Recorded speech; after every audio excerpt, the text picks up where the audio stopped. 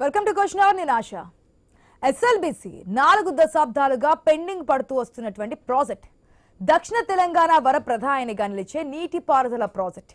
అలాంటి ప్రాజెక్టుకు మొదటి నుంచి ఆటంకాలు, అవరోధాలు ఎదురవుతూనే ఉన్నాయి.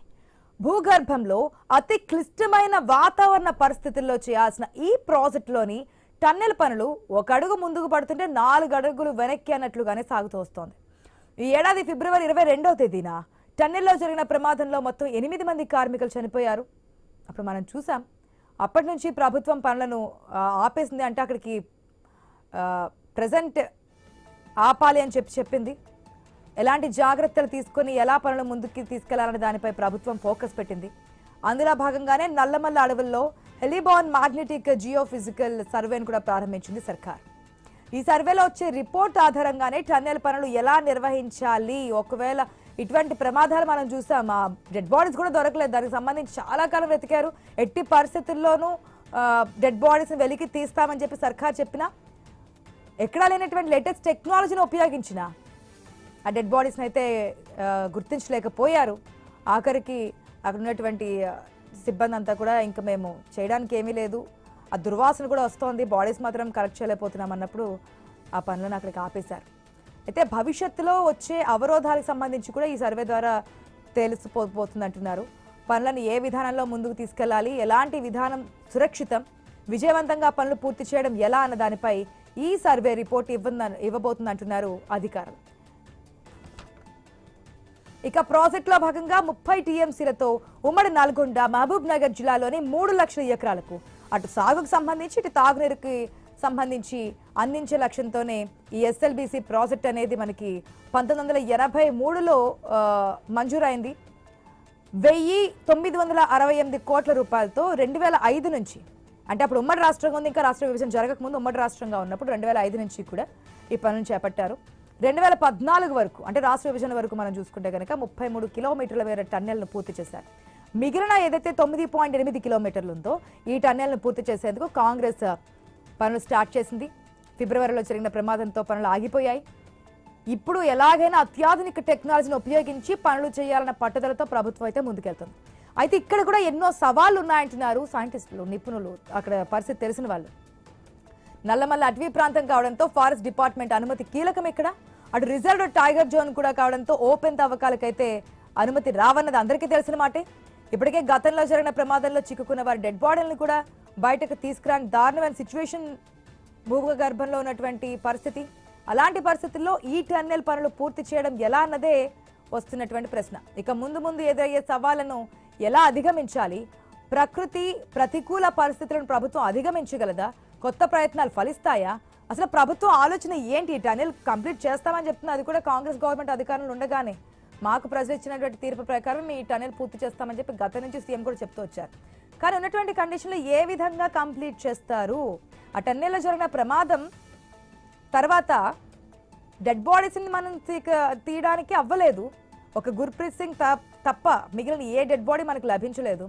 ఆనవాళ్ళు కనిపిస్తున్నారు, ఈ రోజు దొరుకుతుంది, అదిగో అక్కడెక్కడో మనకి డెడ్ బాడీకి సంబంధించినటువంటి నమూనాలు కనిపిస్తున్నాయి, ఇవన్నీ చెప్పారు. కానీ ఎక్కడ డెడ్ బాడీకి సంబంధించి ఆ ఒక్క గుర్ప్రీత్ సింగ్ తప్ప మినహాయించి మనకి డెడ్ బాడీలని కలెక్ట్ చేయలేకపోయాం. కుటుంబ సభ్యులు ఎదురు చూస్తూ ఉన్నారు. మనకి ఆ కండిషన్ కూడా లేదు. మరి ఇప్పుడు ఈ టన్నెల్ మళ్ళీ స్టార్ట్ చేస్తే కనుక ఈ ప్రాజెక్ట్ ఏ విధంగా ఉంటుంది, ఎటువంటి జాగ్రత్తలు తీసుకోబోతున్నారు, అప్పుడు కూడా ఇదే విధమైనటువంటి టెక్నాలజీని ఉపయోగించారు కదా. ఇక్కడ మరొక పాయింట్ ఏంటంటే, హరిపాల్ సింగ్ అని చెప్పేసి టన్నెల్ ఎక్స్పర్ట్ అనమాట. ఈయన ఆర్మీలో కూడా పనిచేశారు. ఆయన దగ్గర నుంచి అంటే ఆర్మీలో చేస్తున్నప్పుడు ఈ టన్నెల్స్ తవ్వడం కానీ, దానికి సంబంధించి ఏదైనా సమస్యలు ఉన్నప్పుడు దాన్ని ఎట్లాగా సవరించి ముందుకెళ్ళాలి, దాన్ని ఎట్లా దాటుకొని మనం ఇది కంప్లీట్ చేయాలనే దానికి సంబంధించి ఆయన ఉండేవారు టన్నెల్ ఎక్స్పర్ట్ కింద ఆర్మీలో జాబ్ చేస్తూ. ఈ హరిపాల్ సింగ్ అడ్వైజర్స్ కూడా తీసుకున్నారు. మరి తీసుకొని ముందుకెళ్తే సేఫ్గానే ఈ ప్రాజెక్ట్ కంప్లీట్ అయ్యే ఛాన్స్ ఉంటుందా అనేది మొదటి ప్రశ్న. ఒకవేళ మళ్ళీ ప్రమాదం జరిగితే ఏంటి, ప్రభుత్వం దగ్గర నుంచి ఆన్సర్ ఏ విధంగా వస్తుంది అనేది మరొక ప్రశ్న కింద కూడా ఉంది. అసలు లోపలికి కూడా వెళ్ళలేనటువంటి కండిషన్. ఎక్కడి నుంచి కూడా నిపుణులు వచ్చారు ఆ టన్నెల్లో ఈ మరమ్మతులకు సంబంధించి ఏదైతే డెడ్ బాడీస్, ఈ ప్రమాదం జరిగింది అయితే డెడ్ బాడీస్ని వెలికి తీయడానికి ఎన్ని రోజులు ఇక ఈ యొక్క తవ్వకాలకు సంబంధించి పనులు జరిగాయి మనం చూసాం. సీఎం వచ్చారు, మంత్రులు వచ్చారు, అక్కడ జరుగుతున్నటువంటి సిచ్యువేషన్ గమనించారు. అప్పట్లో కూడా అధికార ప్రతిపక్షాలకు సంబంధించి ఈ టన్నెల్లో జరిగినటువంటి ప్రమాదానికి సంబంధించి కూడా విమర్శలు ప్రతి విమర్శలు మనం చూసాం. ఇప్పుడు మళ్ళీ స్టార్ట్ చేస్తే కనుక ఎటువంటి జాగ్రత్తలు తీసుకోబోతున్నారదే మొదటి ప్రశ్న. మాట్లాడదాం. మనతో పాటు మా ప్రతినిధి స్వామి సిద్ధంగా ఉన్నారు. గుడ్ ఆఫ్టర్నూన్ స్వామి. ఎస్ఎల్బిసి టన్నెల్ అనగానే ఆ ప్రాజెక్టుకి సంబంధించి జరుగుతున్నటువంటి మంచి పక్కన పెడితే జరిగినటువంటి ప్రమాదమే ప్రధానంగా గుర్తొస్తుంది. 8 మంది చనిపోయారు, డెడ్ బాడీస్ని కూడా మనం తీయలేకపోయాం. మరి ఇప్పుడు మళ్ళీ స్టార్ట్ చేయబోతోంది, ఎటువంటి జాగ్రత్తలు తీసుకొని ముందుకు వెళ్ళబోతుంది అనుకోవచ్చు స్వామి? అంటే ఆశ ఇప్పటికే శ్రీశైలం లెఫ్ట్ బ్యాంక్ కెనాల్ ఏదైతే ఉమ్మడి నల్గొండ జిల్లాకు వరప్రధానిగా చెప్పుకుంటున్నటువంటి ఈ ప్రాజెక్టుకు సంబంధించి దశాబ్దాల తరబడి కొనసాగుతుంది. దీనికి సంబంధించి ఎన్టీఆర్ హయాంలోనే ఆలోచనకు పురుడు పోసుకుంటే వైఎస్ రాజశేఖర రెడ్డి ముఖ్యమంత్రిగా ఉన్నప్పుడు 2005-06 సమయంలో దీనికి సంబంధించి పనులకు సంబంధించినటువంటి ఒక కొలిక్కి వచ్చింది. ఆ తర్వాత పనులు వివిధ దశల్లో కొనసాగుతూ ఉన్నాయి. ఇటీవల కాలంలో ఒకవైపు 10 సంవత్సరాల కేసీఆర్ ప్రభుత్వం దిగిపోయిన తర్వాత మళ్ళీ కాంగ్రెస్ పార్టీ అధికారంలోకి వచ్చిన తర్వాత ఉమ్మడి నల్గొండ జిల్లా సంబంధించినటువంటి మంత్రులు ఇటు ఉత్తమ్ కుమార్ రెడ్డి, కోమటిరెడ్డి వెంకటరెడ్డి ఆ కోరిక మేరకు రాష్ట్ర ప్రభుత్వం పనుల్ని మళ్ళీ మొదలుపెట్టింది. ఒకవైపు అంతకుముందు ఆ టన్నల్ బోరింగ్ మిషన్కి సంబంధించినటువంటి ఎక్విప్మెంట్స్ రాలేదని చెప్పేసి ఆపడంతో ఆ తర్వాత దాన్ని మళ్ళీ మాట్లాడి ఆ జయప్రకాష్ అసోసియేషన్ కంపెనీతో మాట్లాడి మళ్ళీ పనులు ప్రారంభించారు.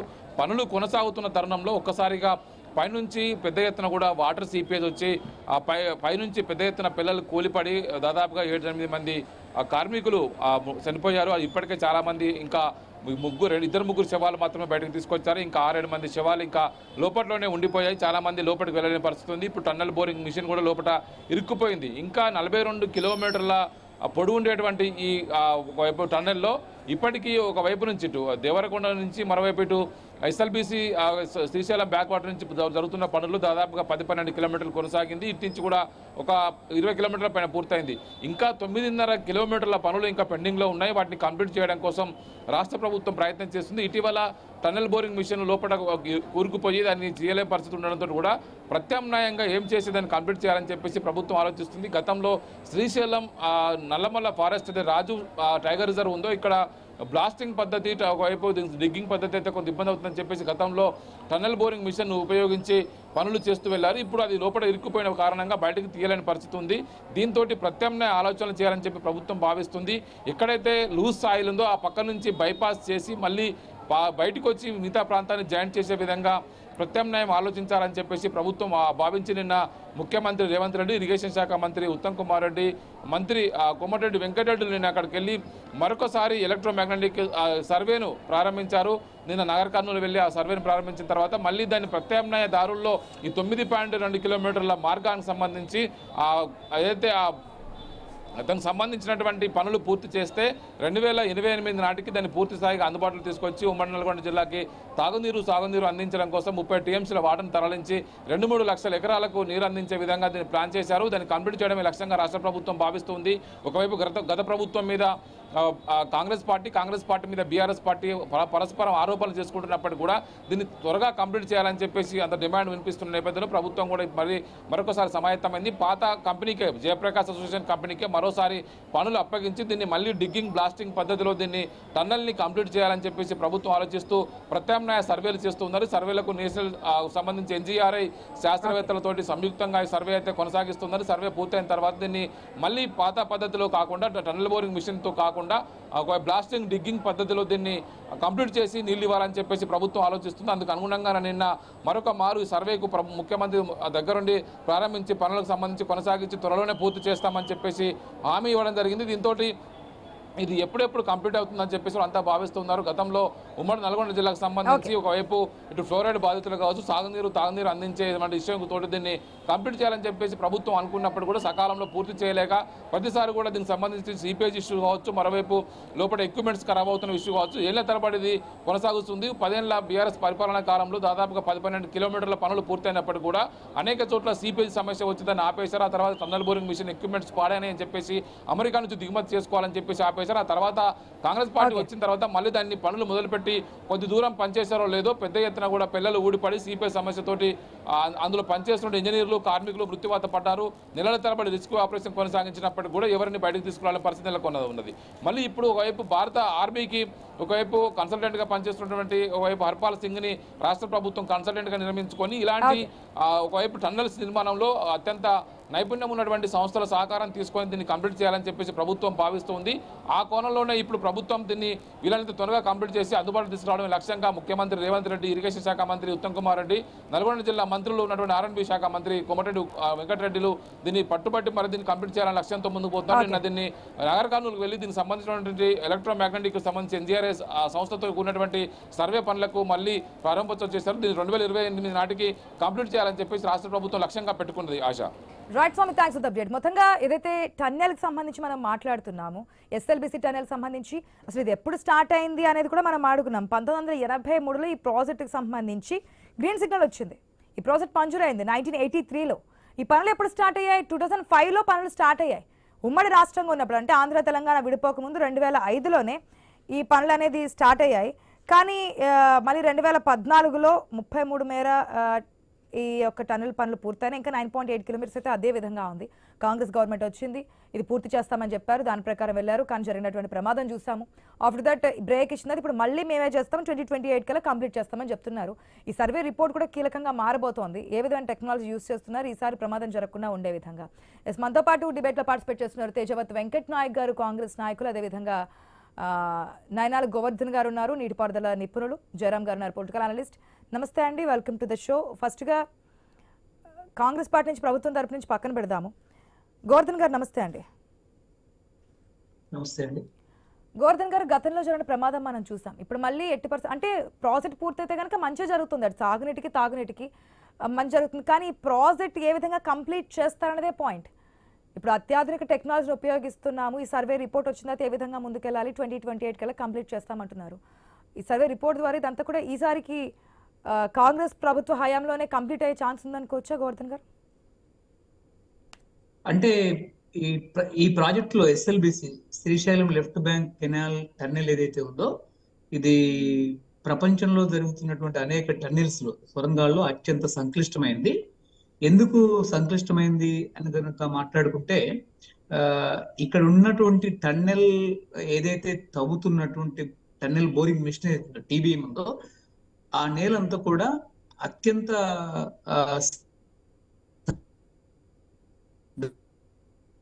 అంటే ఆ నేల స్వభావాన్ని షియర్ జోన్ అంటారు. అంటే షియర్ జోన్ అంటే కేవలం బండరాల్లో లేకపోతే గట్టి దృఢమైనటువంటి మట్టి ఉన్నప్పుడు టన్నెల్ బోరింగ్ మెషిన్ కి ఈజీ అవుతుంది. దాన్ని తవ్వేటటువంటి శక్తి కూడా ఉంటుంది, ఎంత హార్డ్ ర్యాక్ అయినా. కానీ అత్యంత ప్రమాదకరమైనటువంటి మట్టితో కూడిన ఆ మట్టి ఎలాంటి మట్టి అంటే చాలా నీటి జలలు ఆ మట్టిలోంచి ప్రవహిస్తూ ఉంటాయి. మనం చూస్తే ఏదైతే ప్రమాదం జరిగి రాబిన్సన్ కంపెనీ దాంతోపాటు జేపీ కంపెనీ, 2 కంపెనీలకు చెందినటువంటి వాళ్ళు ఎవరైతే ఉన్నారో, ఈ 2 కంపెనీలకు చెందినటువంటి ఇంజనీర్లు ప్లస్ కార్మికులు కలిసి 8 మంది దానిలో చనిపోయారు. అందులో కేవలం 2 శవాలను మాత్రమే బయటకు తీశారు. కేవలం వాళ్ళు పాపం కూలి చేసుకునేటటువంటి ఉత్తర భారతదేశ రోజువారీ అత్యంత దినసరి కూలీ కార్మికులు, వలస వచ్చినటువంటి కార్మికులు. మిగతా శవాలని కూడా భూగర్భంలోనే టన్నెల్లోనే జల సమాధి అయిపోయినాయి. అక్కడ అత్యంత ప్రమాదకరమైనటువంటి విషయం ఏంటంటే, టన్నెల్ బోరింగ్ మిషన్ తవ్వుతున్నప్పుడు సుమారు 8,000 లీటర్ల నీళ్లు ప్రమాదం సంభవించినప్పుడు ప్రతి నిమిషానికి 8,000 లీటర్ల నీళ్లు వస్తున్నాయి అక్కడ పైనుంచి. ఇది గత చంద్రశేఖరరావు ప్రభుత్వం గుర్తించి నివారించడంలో పూర్తి విఫలమైంది. రెండోది, ఈ రోజు ఉన్నటువంటి కాంగ్రెస్ ప్రభుత్వం కూడా అంటే తొందరగా ఆదరాబాదరగా పూర్తి చేయాలనేటువంటి తొందరలో వీళ్ళు ఏం చేశారంటే, కార్మికుల ప్రాణాలని, కార్మికుల రక్షణని, రెండవది టన్నెల్ బోరింగ్ మిషన్ కి సంబంధించినటువంటి ఈ పని జరిగేటటువంటి క్రమాన్ని నిశ్చితంగా ఇది ఎంత ప్రమాదం అని చూసేటటువంటి క్రమంలో ఈ రోజు ఉన్నటువంటి నీటిపారుదల శాఖ, రెండవది కాంగ్రెస్ ప్రభుత్వం కూడా విఫలమైంది. ఎందుకంటే జేపీ కంపెనీకి చెందినటువంటి వాళ్ళు కానీ, లేతే దానికి సంబంధించినటువంటి రాబిన్సన్ అంటే TBM మెషిన్ కి సంబంధించినటువంటి కంపెనీ ఏదైతే ఉందో, అమెరికన్ మ్యానుఫ్యాక్చరర్, ఆ TBM tunnel boring machine manufacturer, దానికి సంబంధించినటువంటి పార్ట్స్ ని, స్పేర్ పార్ట్స్ ని, ముఖ్యమైనటువంటి బేరింగ్లను సప్లై చేసినటువంటి కంపెనీ కూడా చాలా మంది కార్మికులు, చాలా మంది ఇంజనీర్లు ఇందులో ప్రమాదం ఉంది, అత్యంత ప్రమాదం ఉంది అని చెప్పేసి సుమారు వారం 2-3 వారాలుగా చెప్తున్నారు. దీన్ని బుల్డోజ్ చేసి, దీన్ని ఉక్కుపాదంతో అణిచేసి జేపీ కంపెనీ ప్లస్ కేవలం కాంట్రాక్టే లక్ష్యంగా, ఆదాయమే లక్ష్యంగా పనిచేస్తారు తప్ప కార్మికుల ప్రాణాలు కానీ ఇంజనీర్ల ప్రాణాలను అక్కడ విలువైనటువంటి విషయంగా చూడలేదు. ఈ రోజు ఉన్నటువంటి మరో సంక్లిష్టమైనటువంటి విషయం గురించి కనుక మనం మాట్లాడుకుంటే, అంటే షియర్ జోన్ ఎంత ప్రమాదకరమైందంటే, మట్టి అంతా చాలా నల్లరేగటి మట్టి, అత్యంత వదులైనటువంటి మట్టి. ఏమాత్రం దాంట్లోంచి భారీ నీటి జలలు, అంటే నీటి ప్రవాహం పైనుంచి కిందికి అనేక దిశల్లో వెళ్తూ ఉంటుంది. అనేక దిశల్లో నీటి జలలు వెళ్తున్నప్పుడు, అంటే 8,000 లీటర్ల నీళ్లు సుమారు సమ్మర్ లోనే వచ్చినప్పుడు, సుమారు వర్షాకాలంలో ఈరోజు కాంగ్రెస్ ప్రభుత్వం బంద్ పెట్టడానికి ప్రధాన కారణం ఏంటంటే, వర్షాకాలంలో అంటే ఆ రోజు సమ్మర్ లోనే దాదాపు 8,000 లీటర్ల నీళ్లు వచ్చాయంటే, వర్షాకాలంలో దాదాపు 1,00,000 లీటర్ల నీళ్లు ఒక నిమిషానికి వస్తాయి, అంతకంటే ఎక్కువ కూడా రావచ్చు. కాబట్టి ఈరోజు చాలా స్ట్రాటజిక్ గా, వ్యూహాత్మకంగా ఈ వర్షాకాలం పూట తవ్వకపోవడానికి అక్కడ ఉండేటటువంటి నీటి జలలు ప్లస్ ఆ భూమి యొక్క సంక్లిష్టత. భూమి సంక్లిష్టత ఏంటి అంటే చూస్తే, అక్కడ భూమి అంటే మట్టి అంతా చాలా వదులుగా ఉంటుంది. ఆ మట్టిని మొత్తం తడుపుతూ మొత్తం ఆ మట్టి మధ్య బండరాలు కూడా ఉంటాయి, పెద్ద పెద్ద బండరాలు, పెద్ద పెద్ద స్టోన్స్ కూడా ఉంటాయి. దాని అంతా కూడా తడుపుతూ నీటి జలలు ఆ మట్టినంతా కూడా చాలా అత్యంత తేమగా, అత్యంత వదులుగా చేస్తున్నటువంటి ప్రాంతంగా ఆ ప్రాంతం ఉంటుంది.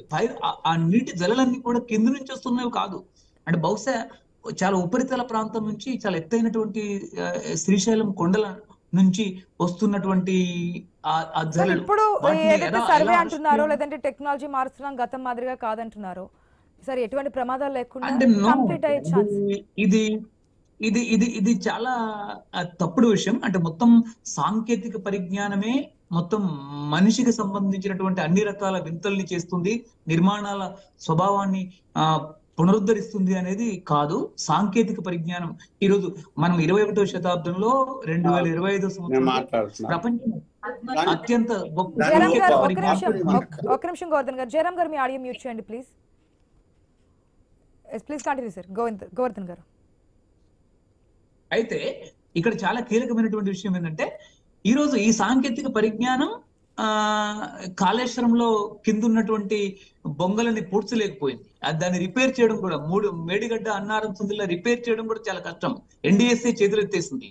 రెండోది, పోలవరంలో ఇదే సాంకేతిక పరిజ్ఞానం భూగర్భంలో నిర్మించినటువంటి 100 మీటర్లు, అంటే Polavaram bed level, Godavari bed level నుంచి కింద అట్టడుగు వరకు ఆ చివరి ఒడ్డు నుంచి ఈ చివరి ఒడ్డు 1300 మీటర్లు, ఎడమ ఒడ్డు నుంచి కుడిగట్టు వరకు 1360 మీటర్ల పొడవున భూగర్భం లోపల గోదావరి అడుగున మొత్తం శాండ్ ఉంది. ఆ శాండ్ ని అరికట్టడానికి, అక్కడ సీపేజ్ జరగకుండా చూడడానికి డయాఫ్రమ్ వాల్ నిర్మించారండి. ఆ మొదట నిర్మించినటువంటి డయాఫ్రమ్ వాల్ 2022-23లో తునాతునకలు అయిపోయింది. మళ్ళీ కొత్త డయాఫ్రమ్ వాల్ నిర్మిస్తున్నారు. ఆ కొత్త డయాఫ్రమ్ వాల్ నిర్మాణం కూడా ఉండదు అని చెప్పేసి ప్రపంచ ప్రఖ్యాత నిపుణులు అందరూ కూడా చెప్తున్నారు. కాబట్టి ఇప్పుడు వీటన్నిటిని పరిష్కరిస్తున్నది కాదు. అంటే ఒకటే ఒక విషయం నేను చెప్పొచ్చేది, ఇక్కడ మళ్ళొక్కసారి టన్నెల్ ఆ ప్రాంతానికి 3 లక్షలు 4 లక్షల ఎకరాలకు నీళ్ళు వస్తాయి. ఫ్లోరైడ్ బాధిత ప్రజలకి నీళ్ళు ఇవ్వాల్సిందే, అది ఖచ్చితంగా, అది అనివార్యం, అది ఖచ్చితంగా చేయాల్సింది. కానీ అదే సందర్భంలో టన్నెల్ బోరింగ్ మిషన్ సొరంగం తవ్వుతున్నటువంటి కాలంలో దానిలో పనిచేస్తున్నటువంటి ఇంజనీర్లకు కానీ, పాపం కూలీలకు కానీ, అక్కడ పనిచేస్తున్నటువంటి అనేక మంది మనుషులకు కానీ, మనుషుల ప్రాణాలకు కూడా విలువయ్యాలి. ఉదాహరణకి ప్రికాషన్స్ తీసుకునే ముందుకెళ్ళాలి. ఎందుకంటే గతంలో ఒకసారి ప్రమాదం జరిగింది కాబట్టి ఆ ప్రమాద తీవ్రత కూడా గవర్నమెంట్ తెలుసు కాబట్టి. ఒక నిమిషం గోవర్ధన్ గారు. ఎస్ వెంకట నాయక్ గారు, నమస్తే అండి, good afternoon. Madam good afternoon. Venkata Nayak గారు, ఆల్రెడీ అంటే ప్రమాదం జరగలేదు కాబట్టి మేము ముందుకెళ్తాము, ఈ సర్కార్లోనే అంటే మా సర్కార్లోనే ఈ టన్నెల్ కంప్లీట్ చేస్తామని చెప్పారు. దాని అనుగుణంగా ముందుకెళ్లారు. ప్రమాదం జరిగింది, అక్కడికి కామా పెట్టారు, పులి స్టాప్ పెట్టలేదు, కామా పెట్టారు. ఇప్పుడు దాన్ని కంప్లీట్ చేస్తాము అంటున్నారు.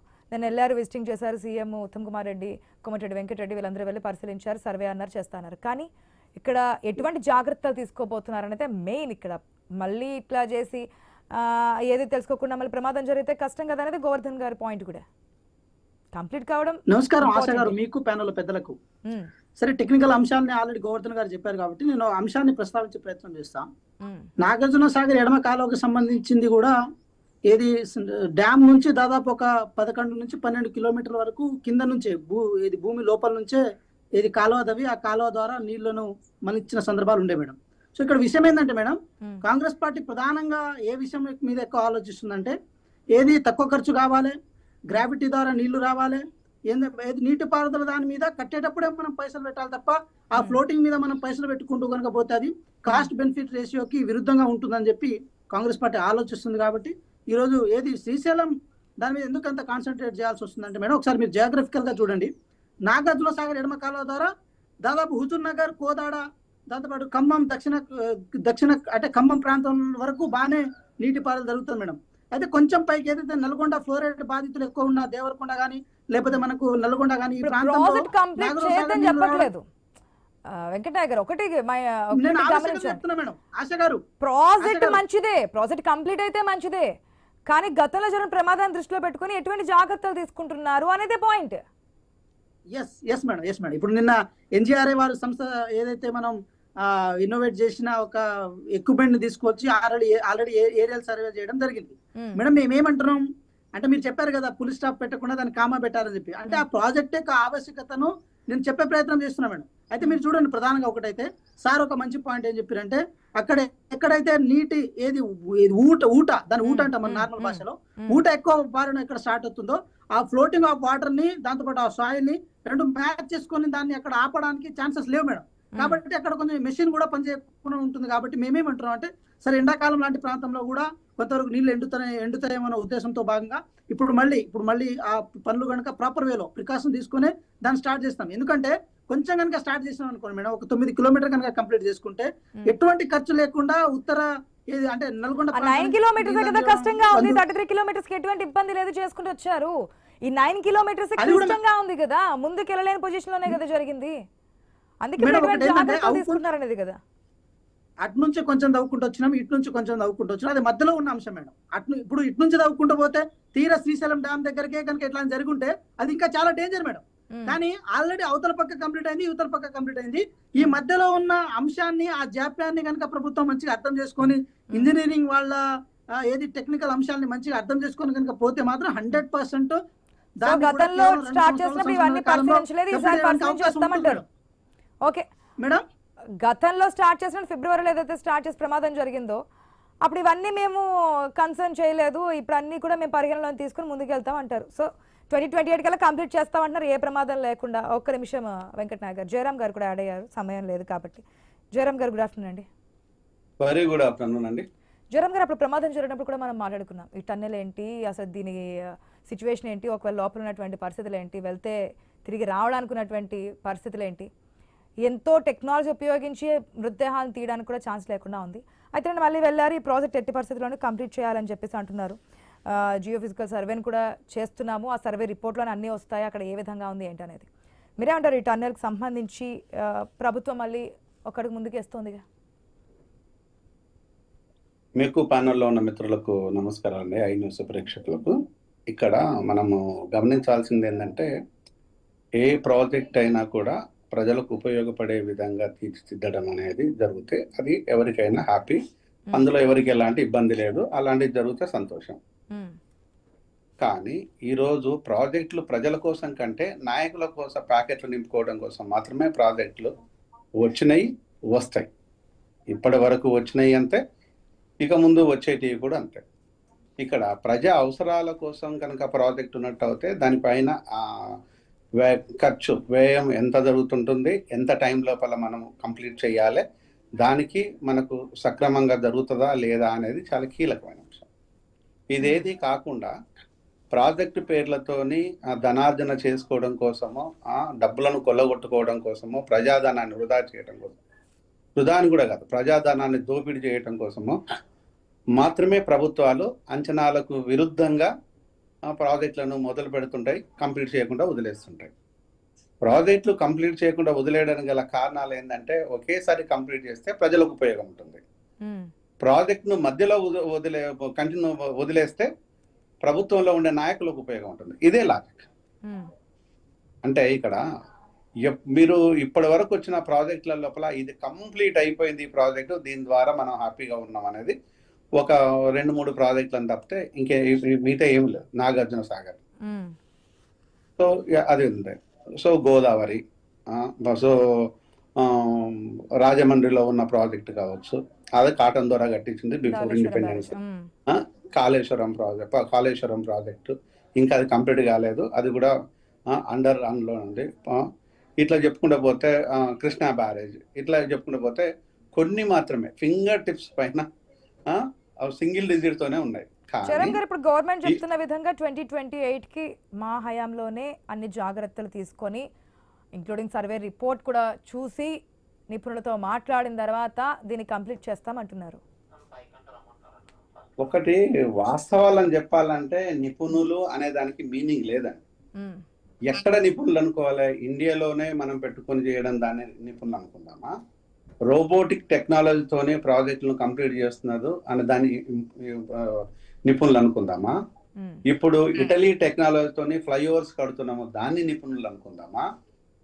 స్విట్జర్లాండ్ లాంటిది, స్విట్జర్లాండ్ వచ్చేసి 2600 feet కింద ఉంటుంది సిటీ, అయినా కూడా ఏ ఒక్క ఇంట్లోకి చుక్క నీళ్ళు కూడా పోవు. నేను స్విట్జర్లాండ్ లో పని కూడా చేశాను.